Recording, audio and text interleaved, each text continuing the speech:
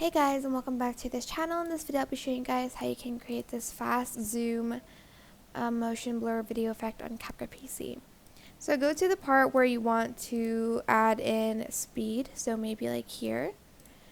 I'm then going to add a keyframe at the beginning and here, because I want the zoom to be kind of fast, so let me see.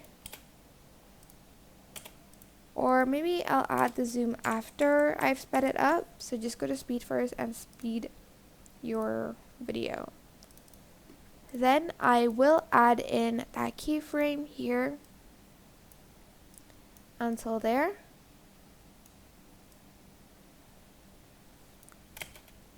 Okay.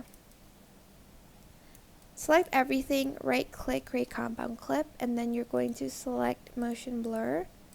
And you're going to select blend around like 60 and the blur around like 85 and stuff. It doesn't really matter. Wait for it to apply, and this is what it should look like at the end. I hope this tutorial was helpful for you guys. Don't forget to like, comment, share, also subscribe to this channel if you haven't done that already. If you have any questions, just leave it in the comment section down below, and I will try my best to answer them all for you guys. And if you found this video helpful, please click the thanks button above the description box down below.